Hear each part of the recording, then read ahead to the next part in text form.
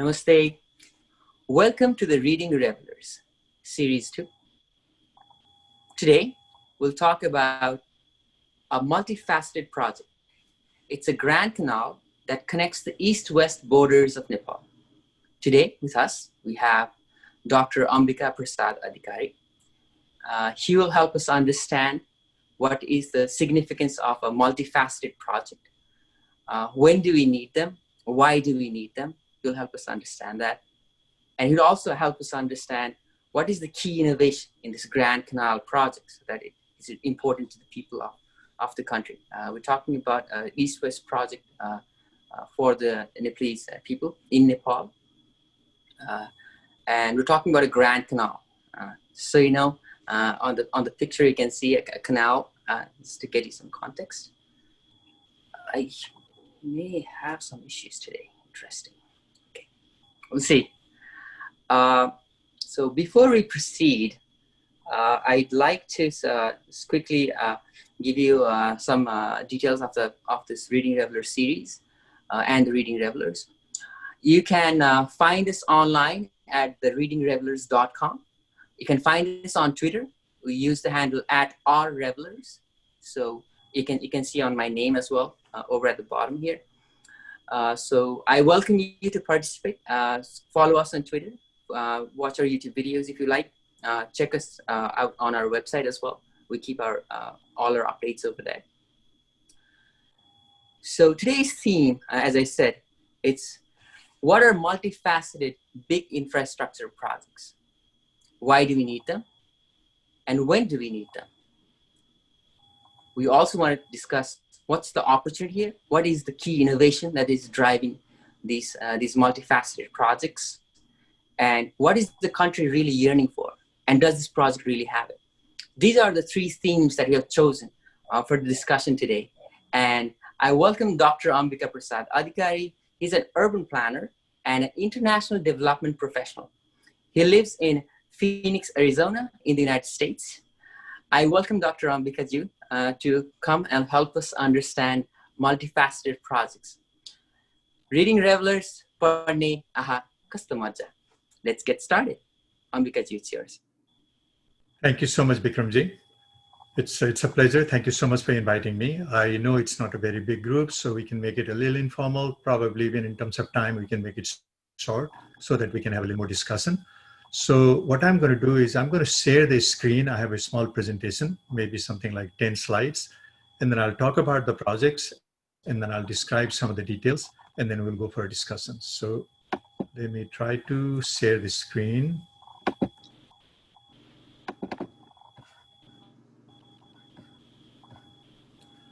Okay, so you see that, right, Bikramji? Yes, I see it all good. Thanks, sir. Excellent. So we're calling it a proposal for an East-West Grand Canal of Nepal. This is not the first time that anyone is proposing this concept. Many people have brought this type of concept for several years. As a matter of fact, one of the members of parliament of the party from the plains had also proposed it. Some of the engineers in Nepal had made a quick presentation to the president of Nepal. I think it was last year in 2019. And then even us, Mr. Naresh was also involved when we did some economic development strategy for Nepal through NRNA, Non-Resident Nepalese Association. In 2010 and 2011, we did write just a little bit about a possibility of a East-West Grand Canal, just in keeping with the East-West highway that we had. But what we've done now is we've come together a group of high people from different fields of expertise, and I'll talk a little bit about the authors. And then we are trying to take this concept, at least on the conceptual and schematic level. So I will continue with the slides.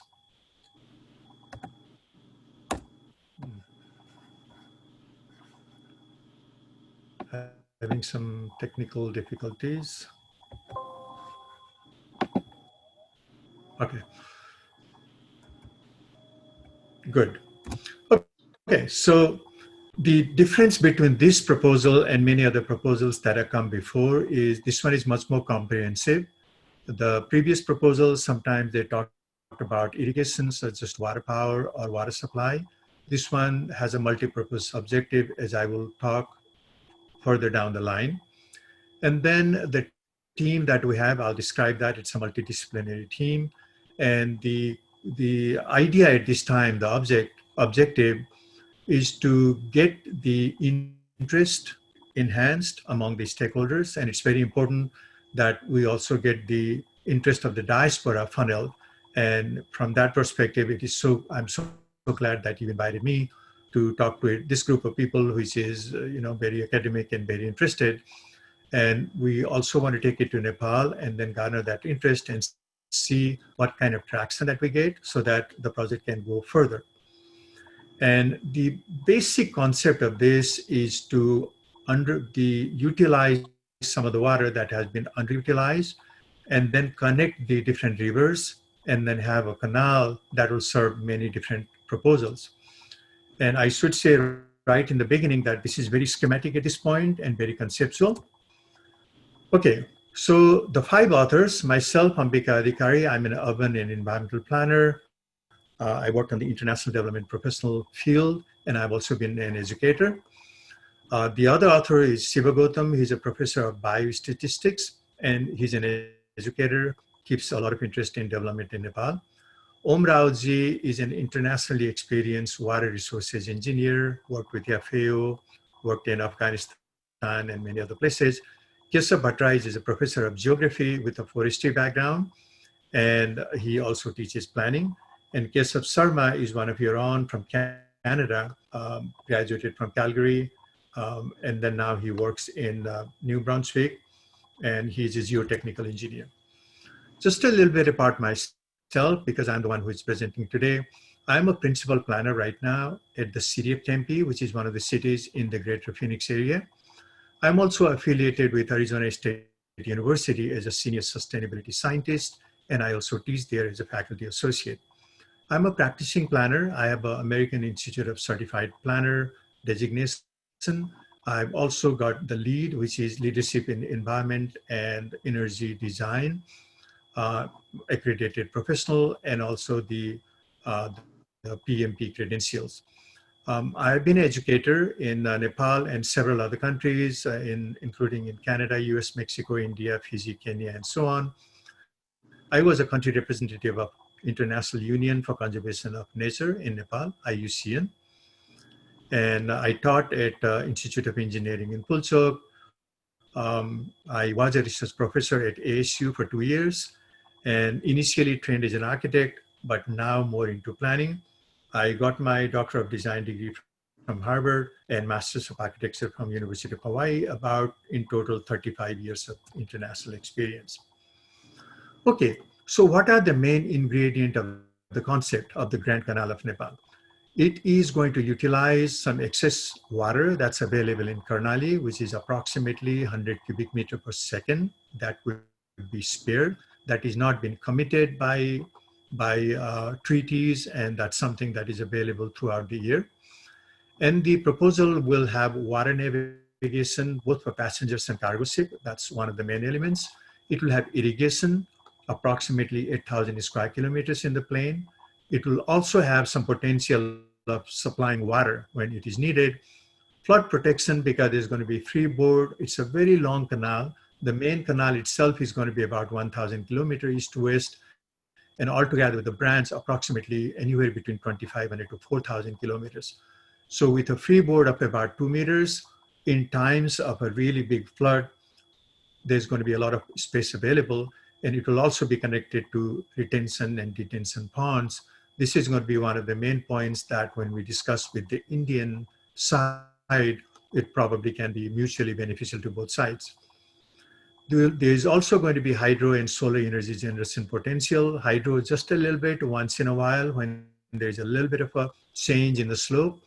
But solar, I'll talk a little more detail. It is going to be a canal top solar in the model of what Gujarat and India is doing. Obviously, it will have tremendous impact, even if it takes a long period of time for construction, in terms of creating jobs, tourism promotion, commercial, recreation development, and local investment generation. I live in Phoenix, which is a desert, and majority of the water for irrigation is all through canal. This is how this place was settled. lot of economic development potential, very attractive lands are on the canal sides. And I do work on the canal side development, and that's one area that we haven't really thought about in Nepal. But now Nepal going into a middle income type of country, a lot of internal tourism, people interested in recreation. I think there's a market for that also. If we have a project like this, it will be a national pride. And then we always tout our water resources. This is something that will be a very good example of really utilizing the water resources to its full potential on many, many different locations, and also providing an economic corridor. The alignment is going to be basically between the Chure range and the inner Tarai. A lot of detail has to be worked. And just do remember that there are many of the canals are already in place. This canal will also make use of what is already existing and then integrate them into the system. There's a lot of irrigation program that's already happening in Nepal. So those red dotted lines that you see on the south side is the approximate alignment that Professor Keshav Bhattrai drew based on the, the topography, based on the elevations. There are many challenges. I'll talk a little bit about it, but that's kind of viable scenario on that perspective. Now, what are some of the schematic dimensions and measurements? The main Grand Canal would be 1,000 kilometers. As you know, Nepal east to west is approximately 850 kilometers, but this doesn't go like a rope. It does go a little bit of alignment depending on where it needs to bend. It will be anywhere between 1,000 to 1,150 kilometers. But there's going to be a lot of side canals and branch canals. And if you add all of them, that will add to 2,500 to 4,000 kilometers of length. We are contemplating a 50-meter wide at the bottom and 70-meter wide at the top. It's like 2:1 ratio trapezium. And looking at between 3 to 4 meter minimum of the normal supply level, water level for the navigation, but then 2-meter freeboard. So you're talking about minimum of 5-meter total depth. And it will have to cross many, many rivers. That is going to be one of the major engineering challenges. We've discussed a little bit on the conceptual level.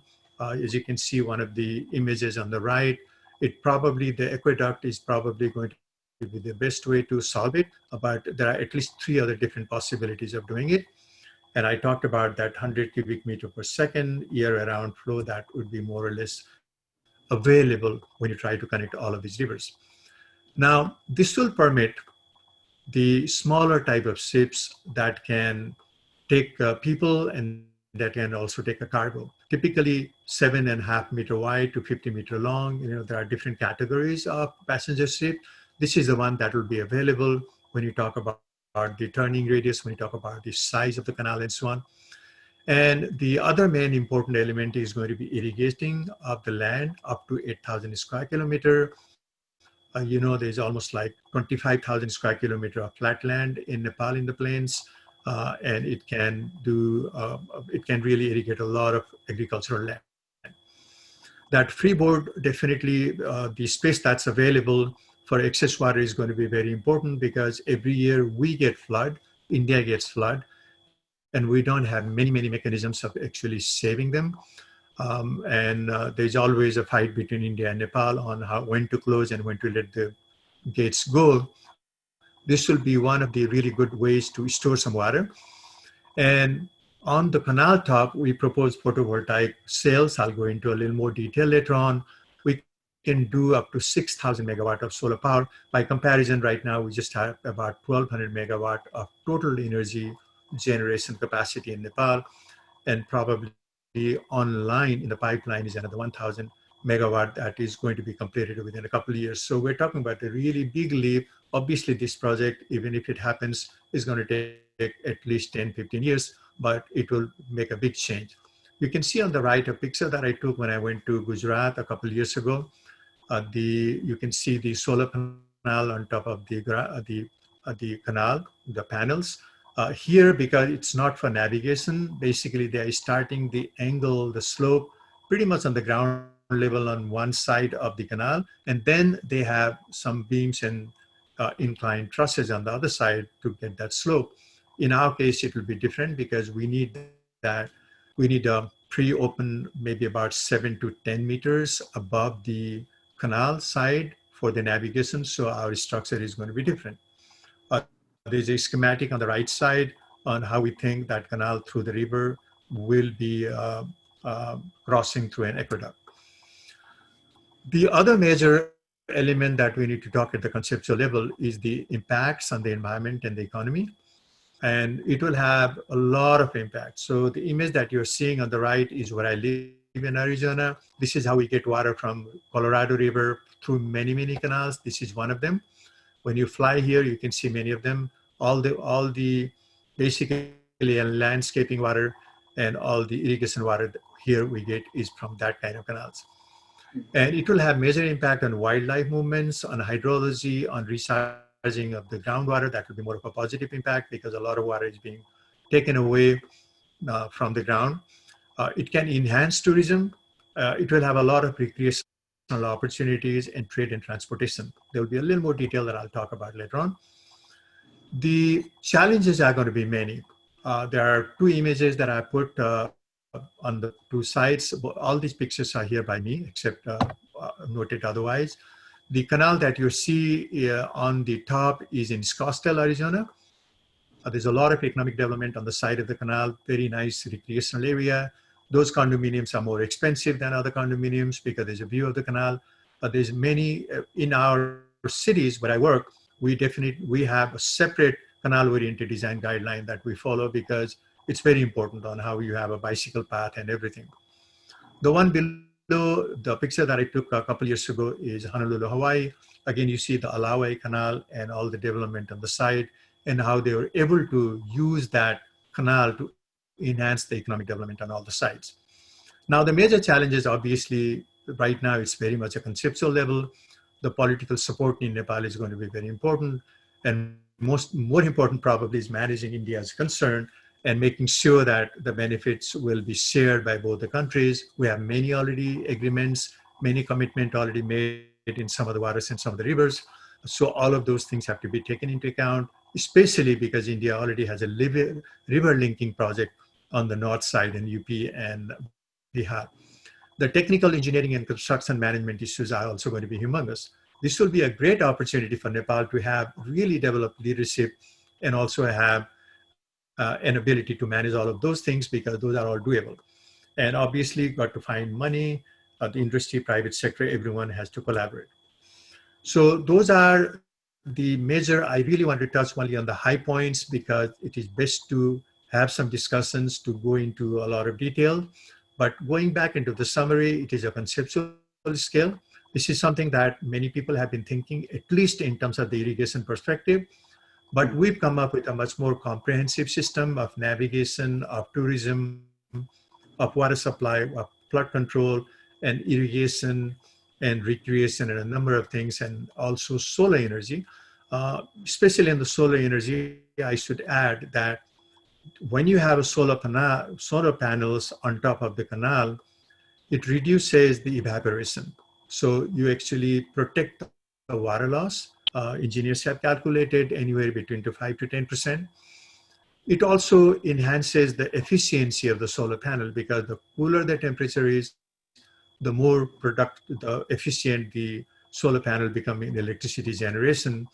And the calculation is the efficiency goes up at least by 5 or 6% when the water body below cools the other side of the solar panels. So it's kind of win-win type of the situation. And then there are many challenges that we need to kind of foresee right now, including the bilateral, the upper riparian, lower riparian type of concept, obviously the funding, the technical and engineering type of issues. There are many, many issues that we need to think of. But once some kind of traction is achieved in terms of interest of the stakeholders and some champions in Nepal and outside, this is something that we believe can be done. The East-West Highway was also done in part. Somebody conceived of it, and finally it was done. This is going to be, Nepal is much more developed compared to that time, and I think it could be done. So my presentation is pretty much that, but I know I left a lot of details because I wanted to discuss a lot that in terms of question and answer, Vikramji. Sure. Yeah. Thank you. Thank you for taking time to explain that in a presentation. I have a question. I think it'd be really interesting if people could understand or draw the context of this project with other projects that have been attempted in the past, especially along the lines of large scale infrastructure or like multifaceted projects. So, do you have any lessons from the previous projects that have been attempted in Nepal that you would want to do it differently around this one? You've touched upon a few of those here in the presentation about being, for example, you've touched upon tourism, you've touched upon ecotourism, let's say, like, because you've also talking about solar panels and others. Right. But the main thing I got was this is about water, and water is for irrigation and it's for transportation. Those two seems to be the key parts. So Yeah. so maybe you Yes. can give us some insights on water, transportation, irrigation in the history of Nepalese engineering work or endeavors. Okay. So No, please. that's a very valid question. So really big ones, the historical canals, we already know America has many of them. We sometimes talk about Suez Canal, sometimes we talk about Panama Canal. Those are really big international type of events. They took world power to really construct them. But they stir your imagination and they give you a pride and you can think big. And this will also be thinking big in Nepal's perspective. Now, Nepal currently has about 50 to 60,000 practicing engineers already. So Nepal's per capita income as of 2020 is almost $1,100. We are like a lower middle income country. So what the thinking that we've been doing in the past, we got to think a little more these days because I talked about internal tourism and so on. Now, some of the examples that we derived is in India alone, in Gujarat, a little bit of recreation and solar power and irrigation has already been done in the Narmada water. The Narmada River in Gujarat, they almost have 80,000 kilometer length of the canal that is in construction. And as a matter of fact, they have a plan. They have already completed a couple hundred megawatts. I went there twice for something else, but I visited some of the sites because that's where I went to my architecture school a long time ago. They have a plan to construct 900 megawatts of power just on top of the solar, the canal top within the couple of years. The total electricity generation that they can do later on probably can be in the range of like 25,000 megawatt. Typically, when you have the canal that they have is lower, the narrower than what we're thinking. We're thinking about like 70-meter on top and 50-meter at the bottom. Their canals are something like 25, 30 meters in majority of the places. So in their case, every kilometer, like in US and Canada, the rule of thumb for the planners, I'm not an engineer, I'm an architect and planner. I use a lot of rule of thumb. Rule of thumb is 1 acre of solar power, 1 megawatt of solar power for every 5 acres. That's generally what it is. We probably in Arizona, probably only 4 acres, but some other places you probably need 5 acres. And then so when you multiply the width and by the length of the canal, every kilometer you get about 2.5 megawatts. Okay, so that's the kind of rule of thumb. So that is one example that we have in Gujarat. They use it mostly for irrigation, a little bit of a flood control, a lot for energy generation. It's very interesting. When I talked about 900 megawatt of electricity just on the solar top and roof canal, that was in 2013 when I visited Gujarat. That was our total electricity generating capacity in Nepal. It was very interesting and very humbling to think of that. Here's one project that they're thinking of 900 megawatts just on the canal top in one area. And our entire country in the last 100 years or so, we've been able to generate only less than 1,000 megawatt of power. So this can really can become a game changer. So like you said, these are some of those examples, but many of them are going to be our own. The Nepalese engineers have already, with support from many other international ventures, have already constructed really large scale canals in Kosi and Babai and many other places, but they are not integrated the way that we were thinking. The whole idea here is we have an excess flow in Karnali that is not committed to India, that is just going wasted every second. That's something that we can continue to use throughout the country for irrigation and recreation and water supply and navigation. And navigation is something that we haven't really thought, because our rivers are, even on the plains, they are pretty much high speed, just because they are all snow driven. And it has been difficult, unlike in Bangladesh and in India, to have any navigation on majority of the rivers. And if you make them into a canal where the speed is going to be way less, then it becomes navigable. And so that is something that can really change and transform the economy and the way we think about Nepal. We can then link with India, because then we can link, we have a dry port, we can link it with some of the ports that we have in India. So only when you think Sorry, in the integrated east-west manner, all these things come together. I have a probing question. So you touched upon ports. So does it mean that having this canal would connect us by waterways to the rest of the world? Well, it can. Just like Hmm. in the US, when you have those big lakes and other places, sometimes they are connected by river, and then there's a lake, and then eventually it gets connected. Right now, there is some water navigation in some parts of India and some Bangladesh, like inland water navigation. And by the time we do this, we can, Bangladesh has inland water navigation. And Bangladesh is only 13 kilometers from our eastern border. India also has some inland navigation. US has a lot of inland navigation, as you know. So those are some of the things that we can definitely connect. And we always curse ourselves saying that we are landlocked. If this is something that we can connect, it will change the geography, history, and our psychology. Great. Just so that all our participants can also ask questions, I urge you to ask questions in the comments, in the chats. Please go ahead and ask your questions. We'll take them one at a time. I have one more question that I think it'd be great if you could help us understand better.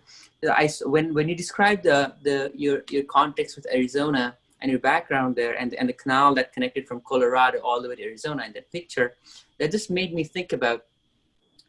But in the context of Nepal, the population is so densely distributed in the country that the canal would have to go through like dense populated areas, right? It would not be going through a desert. So there will be components of water supply.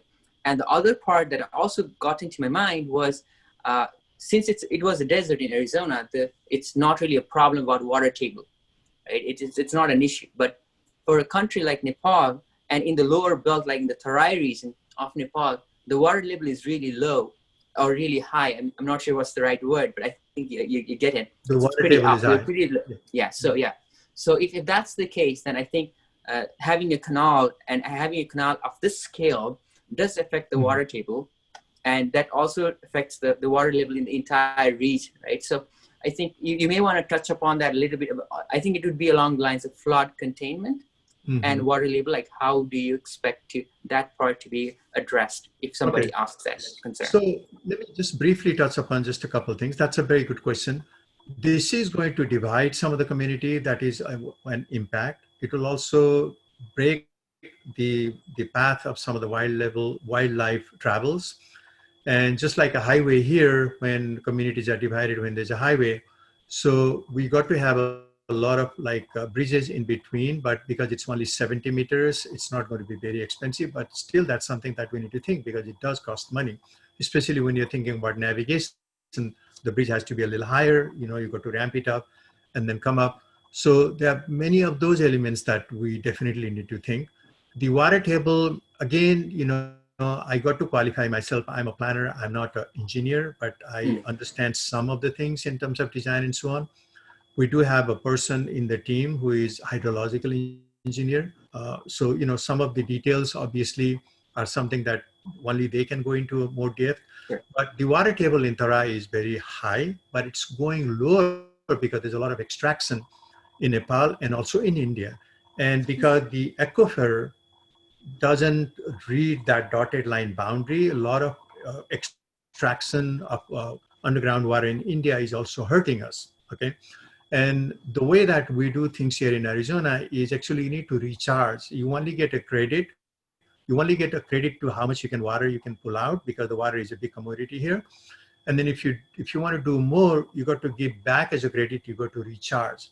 One of the things that this canal can do is whenever there's a flood water, we will connect the canal to some retention and detention. And as a planner, I do that all the time in Arizona. We have, flood controls and retention basins. There are many engineers in this community. Suresh, they are all civil engineers. They know much better than I do in some of these things.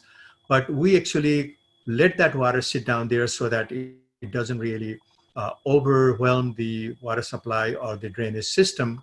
And then we also let it recharge through dry wells into the underground water. So there will be benefit of that. The recharging will be a benefit. Flood control will be a benefit. The water table supplementation and recharging will also be a benefit. There's going to be a lot of pre-feasibility and feasibility that needs to be done. But in general, that's how it is going to work. Hmm. I've got a question from one of our participants here. He's Mr. Suresh. He's asked a few questions, but I think one of the interesting ones I found was, uh, so so Nepal has three major rivers, and the canal, since it passes through those three major rivers, are there going to be specific strategies to manage the flow among those three rivers? And is there anything that you want to touch upon a little bit, because that may be a big concern I, for people? I can do a little bit. This will, Nepal has three major, but it has at least seven major rivers. Okay. And some of the rivers we have treaty with India, like Kosi, we have a treaty, Mahakali, we have a treaty, and so on. Karnali water, like I said, is uncommitted. Karnali is the biggest water flow, and even in Kosi, we get a lot of extra water. Now, the initial calculation for this kind of canal is there has to be water availability that you can divert from the river that is available to you as an upper riparian, because we are upper riparian in Nepal. India is a lower riparian. And in the international treaties, lower riparian, upper riparians have different benefits on when the rivers flow from one country to another. There is availability of non-committed water that flows through Nepal, especially in Karnali and some other rivers, which is available to divert and go into this canal. And that's why that quick calculation was 100 cubic meter per second is available. Now, without that, the concept of canal was not going to work, because you need that extra water, right? And that is available. And the most difficult challenge for the navigation is going to be connecting, because the rivers flow north to south, and this canal is going to be mainly, the main canal is going to be east to west. It will cross them more or less at right angles. So there are two types of problems. One is it will have to cross a river and still be navigable. And it will also cross hundreds, probably thousands of the seasonal flood rivulets. Suddenly in the summertime they will flood. Other time they have a really very wide floodplain, but there's no water. Okay, so we thought about it very briefly. Om Raoji thought about it. We thought about it. We looked at what other countries do. And there are two or three different possibilities. One, you can definitely cross the river by going down and doing a reverse siphoning and coming back up. You can also let on the same level, you can flow the canal, and then you can start the canal on the river, maybe just a couple 100 feet down below, so that it's all mixed, it's all on the same level. Or you can have some kind of aqueduct above the bridge, this case that I was showing, for the canal that goes above the river. And the river, any other water that you want to tap from the river, just like in the freeway, it will connect after a few hundred meters. Okay, so at the initial thinking, we think it, for the navigation purpose, it probably has to be that aqueduct. It has to be that very wide, very big structure that will have to carry quite a bit of water above that river to cross, so that navigation becomes very simple. And to utilize the water from all these different rivers, depending on how much you can capture, what is available to you, what is your water right, that will all just happen just like what happens on the freeway. It will pass, but there's also going to be a loop connection after, few hundred meters on both sides. So that is the initial thinking, but this engineering is going to be very humongous. And also Hmm. on those seasonal rivers, which have rivers, but they will be flooded, but they have a really wide floodplain, hundreds of meters of floodplain. Those are going to be a little easier. And actually, some of the extra water during the flood time, we can probably let it go through we can use those channels as the natural channels to flow water downstream when some water is needed for irrigation. So a lot of it these days, more and more people want to use the bioswales, anything that is naturally available, any naturally available channels. This is what we study in planning and sustainability. As much as possible, you use them. So there will be a room for using some of those naturally available water basins and channels. A lot of engineering has to be done, but in concept, those are the high level things that I can speak of. I have another question from Mr. Ajay Pradhan here. He has three questions, but I think the theme here is people may find it difficult to comprehend the scale of this project, especially, let's say, in the size of the vessels that would be used on the canal. It would be a ship, or it would be a boat, or it would be a yacht. I think that size is not clear. Maybe you could help us give some context for people who are not familiar with canals. Maybe is there an example somewhere else in the world that this project it seems comparable to, so that people can go and look and get the context of the size and scope of this project? Absolutely. I can touch on that on a very high level. So what we have thought right now is something like up to 7.5 meter wide and up to 50 meter long vessel. You can call it a ship. And there are like in navigation, there are different categories. I think this is a category 4. And in the US, there are many different inland waters where category 4, even category 1, 2 are flown. In Bangladesh, in Sri Lanka, in the Nile River Canal, also our team members looked at it. So it has been done in other places. It's not going to be that big cruise ship that you've looked at, but it's going to be reasonably big size that can at one time carry hundreds of people and tens of thousands of tons of cargo. And because they need some kind of turning radius, which usually has to be like 6 times the length, 50 times 6 is like 300 you know meter. So all of those have to be taken into account, because this is not going to be very straight. It is going to change a little bit here and there. So it is going to be only the medium sized vessel will be passing through. It will be a ship. It will be a small scale ship, the size that we talked about. That's our initial thinking. None of us in the team actually know a lot about navigation. Once we begin to work, if this thing gains attraction, we were thinking of working with maybe students of Institute of Engineering, because there's a lot of economic things involved. Maybe some of the PhD students in economics in Nepal. Some of the people can take it as a project. And then if there's a pre-feasibility that the government or somebody wants to get it done in a couple of years and spend maybe 40, 50, $100 million, those are the things that will be answered in the beginning. But right now, we are pretty much at the conceptual and the objective level. But a very big attraction is going to be that navigation. But that also comes up with a lot of challenges. And in the low cost, in the initial phase, if you cannot really cross the river so easily, you can also have the navigation in parts, just the way that we used to have the bus system long time ago. It'll take you up to Kamala River, but there was no bridge in the Kamala River. Then you somehow either walk, or you do something, and then the bus waiting on the other side, and you hop into the bus. I used to come from Kathmandu to Dharan like that for many, many, many years. Even the place that I was born in, Bhojpur, vehicles are going even before the vehicular bridge was made in Arun in 2015. People will go up to the Arun River. There will be a raft.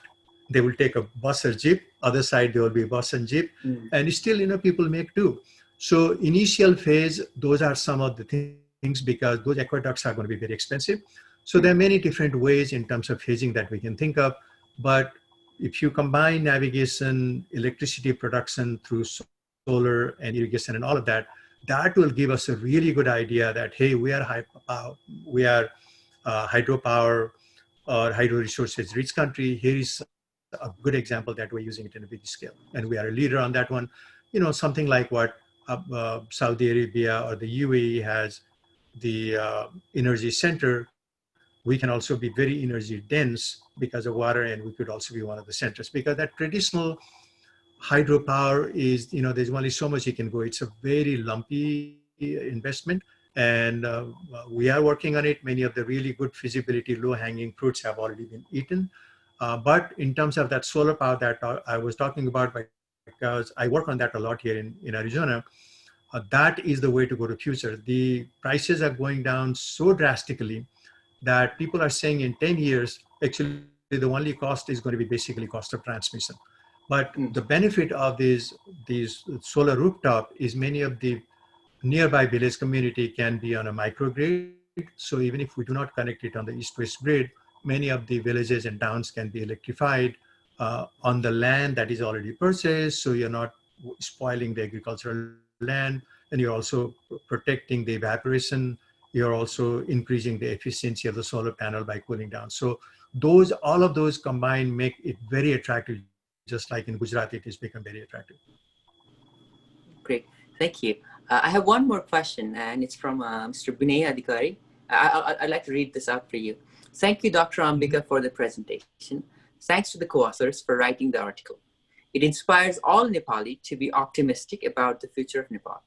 I wanted to hear from you your thoughts around the demographic effect of this project. Could you touch upon how such mega projects affect demographic composition? On bracket, he says, from displacement or gentrification perspective of the area along the corridor. So I think you've touched upon how it can affect the community economically and in other ways as well from tourism perspective. But for the people concerned or who will be like majorly affected, do you have a way around, or are you thinking on that vein? It is a big deal. That resettlement and impact on the community is the kind of area that I work on as a planner. That happens here also. We do a lot when we do, like right now we're doing a streetcar, and we are kind of acquiring the land, and it becomes a big deal. But in America, there are lots of laws. There are also like the eminent domain that you can actually, for public purposes, you can take a private property and provide a just compensation.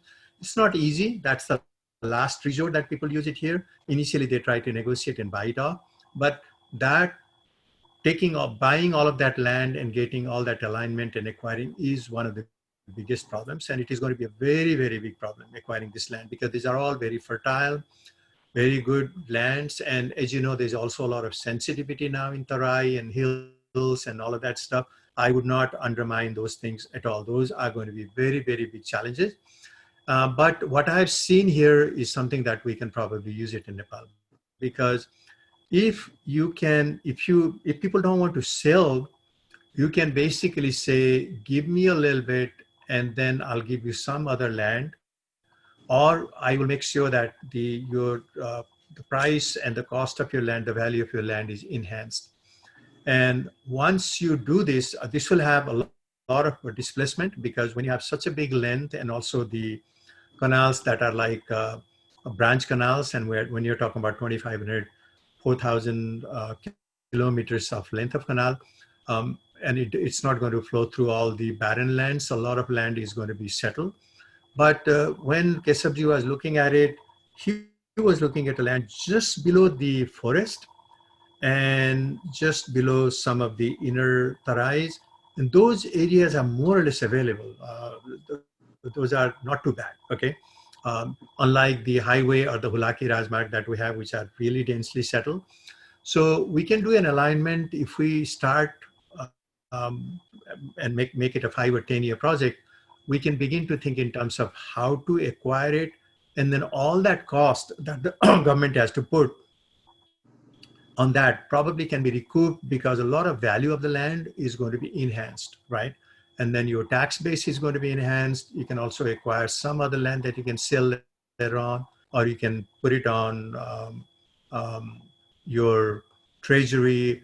Like for example, it's not going to work exactly like that. In my city, sometimes we buy land, okay, and we hold on to it, and then we sell it when the price goes up, or we use it when the price goes up. So we do housing or any public good or park that we want. So obviously Nepal has a pretty good experience on hydropower and many other road projects on resettlement areas. We'll have to use it.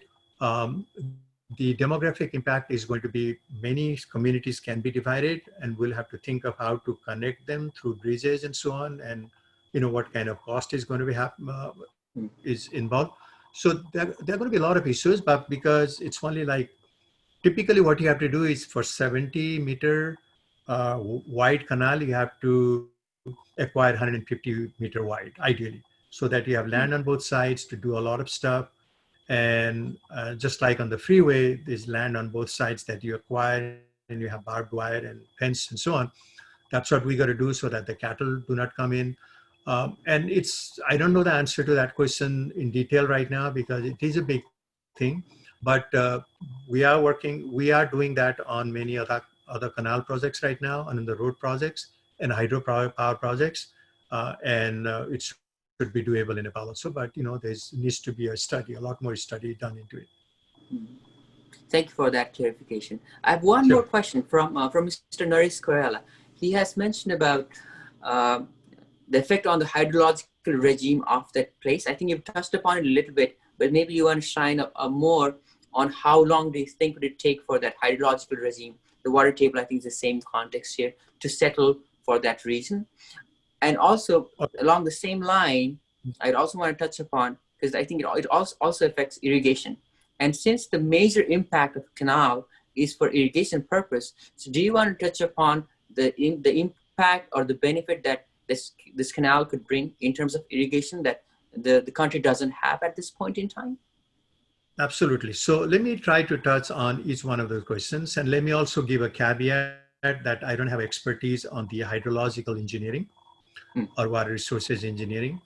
But I do work as a planner and as an environmental person on the flow and environmental impacts and what happens when you divert water for even run of the water or the reservoir type of water energy systems or canal system, and you dry up and you reduce the flow on the river. There are lots of things that happen in the downstream in terms of the aquatic life, in terms of the availability of water for the downstream community.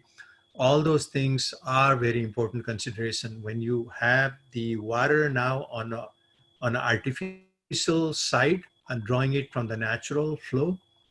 Those things are going to be impacted, but a lot of it we're already doing in some of the hydropower areas, we're already doing in some of the canals, we're already doing in some of the damming. So those are something that is not the first time. Now irrigation wise, we did some quick, Keshavji knows a lot of GIS and the impact of irrigation. Of course, it can also have a negative impact. Initially, we thought, can there be a salination? Because if there's a salination, it really kills off a lot of land, and then in the long run, it can adversely impact the fertility of the land. But fortunately, I was told that actually with freshwater, that the way that we have, the salinity is going to be not an issue. Although in some places in India it has been an issue, but in ours it's going to be completely negligible. So there is, of course, a big issue of like siltation in the canal, and the need to clean it in between. Those things are big issues. And the hydrological regime, I can only tackle it on a very simplistic level of my understanding as a planner. Is I know that the water table is going down because in Nepal we don't have a mechanism like here. You actually need a permit and how much water you can draw. Everyone has so much of a quota to draw underground water. And then in the whole system, there's a bubble. You cannot have the water supply of, let's say, Phoenix. You cannot have more than 5% of that total water supply from the underground. There's a limit. And within that limit, like I was talking earlier, some communities can draw a little more if they have put back as a credit. And all of those are accounted for. All of them are agreement between the native community. We have a native Indian community here, and then the the municipalities or between the intergovernments, federal governments, and so on. So, there's a lot of robust legality and economics and market-based economy of water use and water right here in Arizona. A lot of people make their career by being a water right attorney. There are thousands, hundreds of them. So in Nepal also, right now, because nobody is calculating, people are just drawing water in random. Like I was saying, the aquifer passes across the border, a lot of water drawn for Pepsi Cola and other companies on the other side, like people like Bandana Siva and talk about. The water table has been going down so much so that it will be eventually very difficult for and there are many projects in Nepal right now funded by WWF, funded by USAID to actually stabilize that water and have some irrigation from that. I should also mention, because I was only touching on the high points, when you have a solar power, and if there is water available down below, you can actually pump that water also for irrigation with the solar power. And I worked on that kind of project in Tanzania and Kenya. They do that a lot. It's a pretty simple technology, and it really changes the productivity. The productivity in the agricultural field will definitely go up at least by 50%, 60%. And we need to work with some of the agricultural expert on that, but it will definitely go up. In some of the irrigated lands, productivity is already high, but only about 25% of the total land in the plain is right now irrigated. Not all the lands are irrigated. So it will be a big transformation, but to be able to irrigate that kind of land, you need to have the branch canal probably every 10, 25 kilometers, and then go, and then it will cover a lot of areas. So that's why I was calculating 4,000 kilometer of the length of the canal and so on. So it will have many impacts. I can only respond up to some level of limitation of my knowledge, but also because at this point we haven't really gone into a lot of detail. It is still very schematic. We are only touching on the high points. Uh, we've almost arrived at the end of the session. I have one more question. It's a comment from Mr. Praveen Joshi. I think you've touched upon his second question, so I'll just touch upon his first one. So here it reads. As a geological water resource engineer, I'm getting super excited about this concept. Thank you for thinking out of the box and bringing this concept on the table. A couple of comments, just the first one here. If you leave the canal out unlined, you may run into an issue of aquifer contamination. So maybe you can touch upon, for novice people here, maybe you can touch upon aquifer contamination and the effect of having an unlined canal. Is it an unlined canal? This is something that we have we had 3 series of articles. We've talked about a lined canal, we've talked about unlined canal, and we've talked about even lining totally with concrete. The speed of water will change quite drastically between all those 3 regimes. And also the seepage of water and the loss of water also changes drastically. On lined canal, there will be a lot of seepage. Lined canal, there will be very limited, and so on. So some of it, there are some options that our team has kind of thought about, but the contamination of the underground water is more from the pollutions and factories. You probably know in Bangladesh, arsenic pollution has killed so many people, and people are getting cancer. They have a lot of tanning industries, and tanning industries that the skin, they clean it with arsenic, so that water actually flows and goes into the underground. In Nepal also, in many of the plains previously, with some of the companies and factories, I think there was some contamination, but in Nepal, not much. And if we are diverting the fresh water from the rivers, obviously that water is not going to contaminate any of the aquifers from, according, in my limited knowledge. Thank you. We've arrived to the end of the session. Thank you very much, all participants, and Dr. Ambika for the talk about this multifaceted Grand Canal project in Nepal. For those of you who are watching it online afterwards on YouTube or elsewhere online, you may contact us. You may participate in our programs. You can reach us at info@thereadingrevellers.com. Send us an email, and we'll try to get you on board for our next program so that you can write your comments, ask your questions, and be present. Also, Dr. Ambika mentioned about the articles that he has published, his team has published. So if you want to read more about this project and the ideas in elaborate details, I'll make sure that you have the presentation attached with this video, or you may also go to the readingrevellers.com and we'll have this presentation and videos and the articles linked there as well. Coming to the theme of this program, we wanted to understand what multifaceted projects are and when do we need them, and what's at stake with these multifaceted projects. Based on Dr. Ambika's presentation today and the feedbacks from all our participants and the excitement we've got, it really seems like these kind of projects are projects of national pride. So it really brings that pride feeling among the people. And I think it's really important during these pandemic times where it's hard, it's been tough. It's going to be long days ahead. We are not sure how it's going to look like.